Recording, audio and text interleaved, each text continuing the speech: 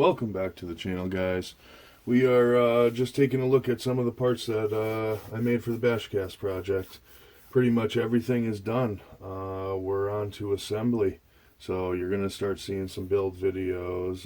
Probably start with doing the shocks. But anyway, I just wanted to go over some of the parts that we did machine and 3D print for this project. So, if you had seen some of my videos, obviously, you saw the chassis videos, the towers, all the aluminum parts that we had made. One part you didn't see was this. This had already existed. This basically just sits in the bottom of the battery tray, and all it does is isolates the batteries from the plastic tray. Because what happens is when you get a flex in the chassis, it does this. Well, the soft packed batteries will chase it and it will bend them. But because this is a solid separate piece and it's floating, see how it does that? It will always stay parallel so the packs don't bend. Something I've been doing for a while. It's probably a little overkill. It's pretty thick.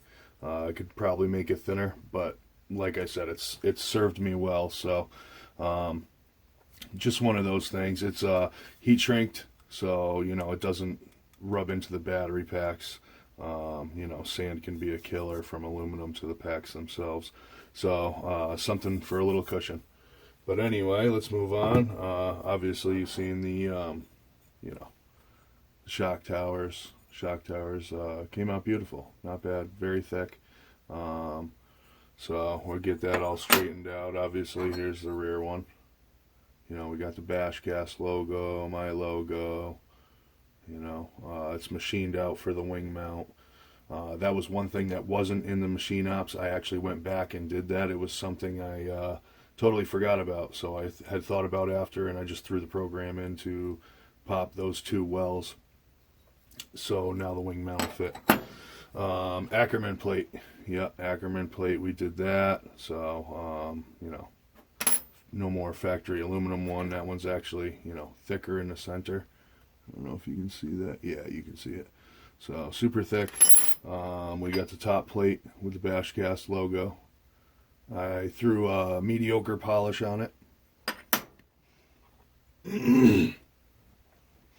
We got the 70-75 center braces. So this is something, I worked on for a while as far as CAD. I was in and out. Many different variations. This is what ended up in the end. The front brace, this one here in particular, this is 9 millimeters thick. Nobody that I know of makes a brace that thick. This thing's pretty much indestructible. It does add weight, which is unfortunate, but it's very stable. The whole idea of the 9 millimeters is to put that footprint on the chassis. The more you can spread that load, the better off you are. So that's what I opted with. And obviously the rear one with my logo. Hard to see. Yep, there you go. Again, a mediocre polish. I just rubbed it real quick with some Mothers and some Blue Magic. Alright, as far as the chassis, everybody's pretty much seen this. I'm sure you saw it, all the engraving operations and, the fluting operations. So one thing I hadn't touched on with the chassis itself, it's basically an experiment. I took two factory chassis, I de-anodized them, and what I did was I stacked them on top of each other. So basically what I was going to do was I was going to TIG weld all this. But what it does is when you TIG the outside, it's still in the center is two individual plates, and they will bend as individual plates, which is an issue. I had thought about drilling holes and plug welding in certain patterns and stuff like that. But, one thing that I just wanted to try, and what I did with this is the two pieces, the two chassis, they are panel bonded together. It's used in the automotive industry to attach quarter panels and, all kinds of body panels. It's supposed to be super strong. We'll see. It's purely a test. So after I did that, I had countersunk and threaded screws into the two plates. You can see them all over the place. So, I'm just trying to ensure that these two plates stay together. So, basically, I had also hog these holes out, all the holes in the bottom chassis, so the original screws pass through it. Like I said, this is all experimental, and all I can do is try it. I don't know how it's going to work out. I guess we're going to see. This actually weighs in. Now remember, it's 6 millimeters thick. It weighs in 100 grams more than the M2C 7075 chassis. So, weight is a downfall. But again, it's 6 millimeters thick. So it should be pretty beefy. We'll see what happens. On to the next. So we got the aluminum parts covered up. So now I had 3D printed several parts for this. So as you can see, we have a low profile wing. I'm going to try to get, oh yeah, there you go, 6S. So in the sides it says 6S. And then in the back, hopefully we can get it. I'll go slow. Yeah, it says Bashcast. So you can see that. But low profile wing, much lower than the factory profile. It fits the factory mount, but I also needed to print these spacers. These spacers lift the wing up to make the wing, the base plate of the wing, even with the bed of the truck. So that's 2 parts I had made. And then the shock boots. We got the shock boots. The factory ones, they're great. I love them, but they rip so easy. This is a solution for me. I have a 3D printer. I have several of them. It doesn't matter how long they last. I can print them endlessly, and I don't have to run to the hobby shop to buy these parts. So that's a plus. Now I had printed these. I printed 4 of these. These are wheel nut covers. They fit on a 17 millimeter hex. They fit the Outcast, the Creighton, the Typhon 3S. I use them on a bunch of stuff. I really like these. Something I designed real quick. It's so simple. It's stupid. And it just presses onto the nut. I mean, it's very simple. And it keeps all the dirt out of the threads. It keeps all the dirt out of the center screw. It's just an asset to have. So I printed a bunch of those, and the CAD was simple. So that was cool. These parts. We're on to these parts. All right, this is something else I had 3D printed. Now, I'm not sure. A lot of people say yay, a lot of people say no. It's just one of those things. Center braces are either hated or loved. One of the two. It's kind of never in between. You either hate them or you love them. Moral of the story is I've had nothing but great luck with them. I make my own. My original one is of this design. I've used it for some time now. The mounts have worked out well. The ends have worked out well. I used a Traxxas X-Max center drive shaft, and it actually fits in these ends. So it will go down inside there, and this bolts to these pieces.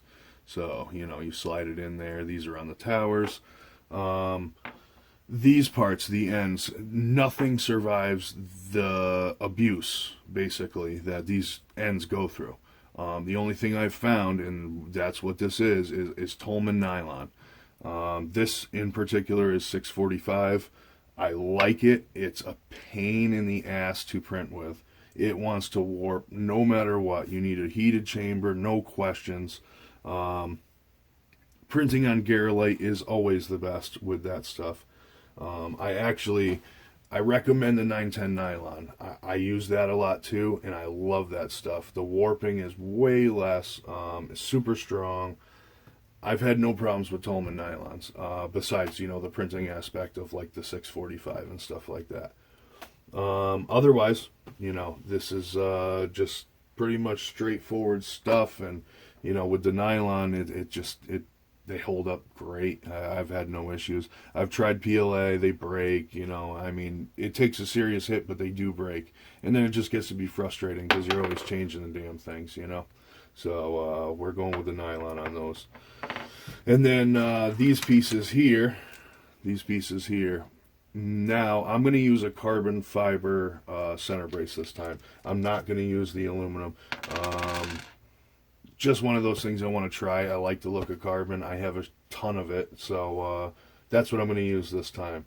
And as far as these brackets go, these are absolutely for this tower. So, you know, this is a one-off thing. They're only going to fit this tower. They're not going to fit the factory towers. But this go on here, just like so. And then you'll have a plate on the back. And that's what sandwiches that. Still have room, okay? We still have room for the wing mount to come through and, you know, all that stuff. It's all stuff I figured into it. But, yeah, so, you know, and then you got, see that fit? That'll be the rear tower. And then, you know, obviously these get pressed into here. And then, you know, a bolt hole. So my center brace will come out of here, you know, obviously to the other tower. So that's about it in a nutshell. I just wanted to go over some of the parts, you know, that were 3D printed, that were machined. I mean, you're seeing it here. There's a good amount of stuff that just has my blood, sweat, and tears in it. I take a lot of enjoyment in doing this stuff. You know, a lot of people ask, you know, why haven't you sold stuff? Why don't you sell stuff? Why don't you make a business? The short answer is nobody likes to work. Let's just face it. Nobody likes to work. It's not something you do for fun. A hobby like RC is something that I do for fun, that many do for fun.